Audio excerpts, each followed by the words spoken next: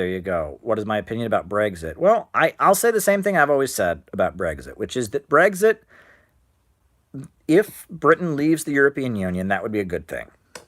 Unfortunately, there were a lot of people who voted for Brexit for not good reasons, anti-immigrant, Islamophobia, but ultimately, Britain breaking out of the EU is a good thing, right? The EU is bad for working class people. It's bad for the world, right? The European Union is not a good thing, and in my opinion, Britain breaking free from it is good.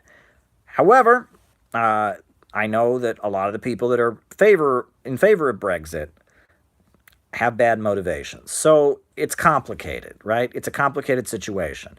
That said, I'll never forget a conversation I had with a certain individual who shall not be named. And if she sees this, she'll hate me even more than she already does.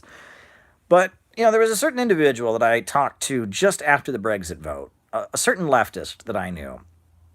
And she asked me the same question you just asked me. What is your opinion of Brexit?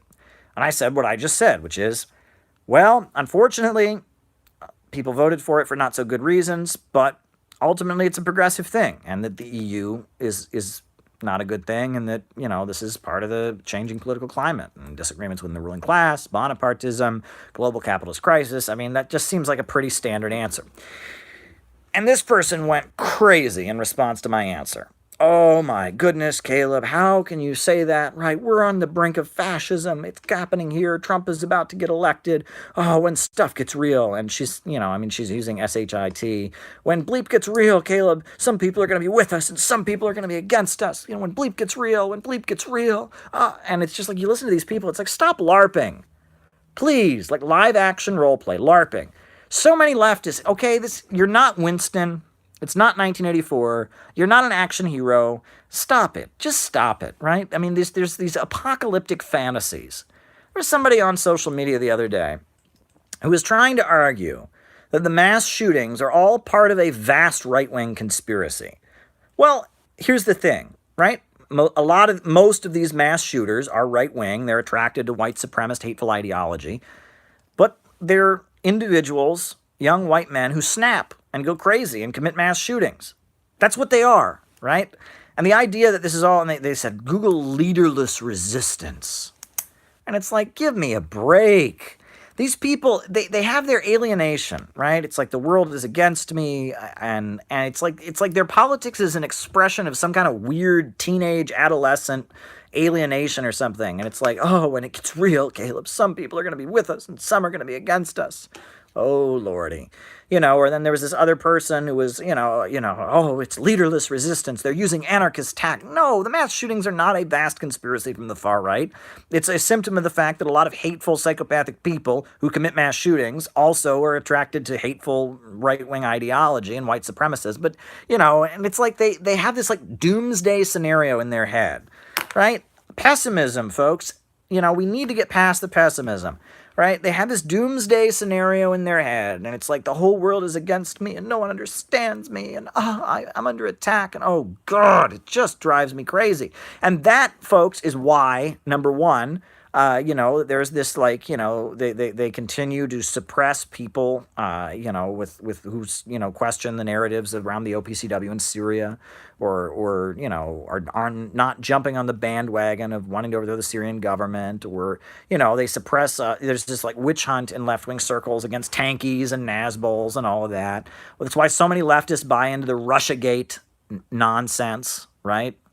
And they repeat the Russiagate story that, oh, Trump is working for Putin and this is a fascist plot to take, and it's that silly adolescent. It's it's not a Marxist narrative they have. It's a liberal narrative. It's Anthem by Ayn Rand. It's 1984 by George Orwell. It's Brave New World by Aldous Huxley. It's the masses, the rabble are coming to take away my individuality and no one understands me. Oh, shut up, right? I mean, I've been there, right? I don't fit in with society.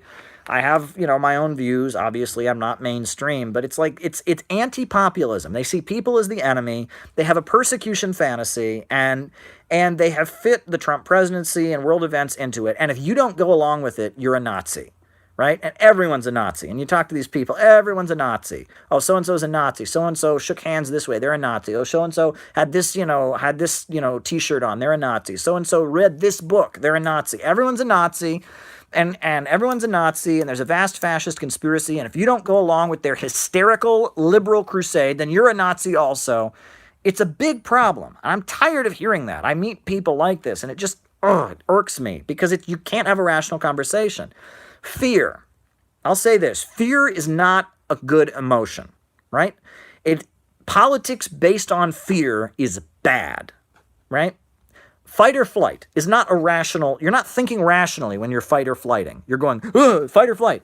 It's a startled, right? And when you have politics that's based on fear, on the right or on the left, it's bad. It's always bad, right? And on the right, it's, the immigrants are going to come here and rob you and kill you, so you got to put up a wall. Yes, put up the wall. I'm scared, right? And on the left, it's, oh my God, Trump is going to put us all in concentration. Okay, impeach Trump. I'm scared. When people are reacting out of fear, they're being manipulated. That is how you manipulate people.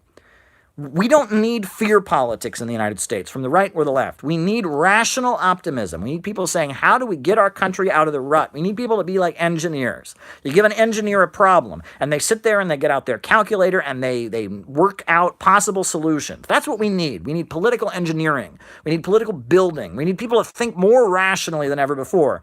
And when it's like every political faction has their different political nightmare. Right? The Trump Nazi hysteria thing, the immigrants are coming, the Muslims are coming. Stop it. Politics based on fear is not rational. And when people start acting politically and coming up with political worldviews that are not based on, this is what I think we need to do to fix the country, but rather based on, oh my God, I'm in danger. You don't think rationally when you're in that state. When people panic, they're not thinking rationally. And the Stop Trump hysterics, which for some people it's really about some of their own issues, but for the broader milieu, it's a panic response. The anti-immigrant bigotry, the anti-Islamic, it's politics of fear. We need to get over the politics of fear. We really do. Fear-based hysteria is going to bring out the worst in people, and it brings out really, really stupid, awful politics that doesn't lead to anything good, right? It's funny, Naomi Klein kind of hints at this in her book, The Shock Doctrine, where she talks about how, they use shock and startled moments to push neoliberalism, right? I think I got the book right over here. I don't agree with everything she's wrote. A lot of good statistics, a lot of good research that went into this book. And she points out about neoliberalism hijacks situations of fear and panic in order to push neoliberalism.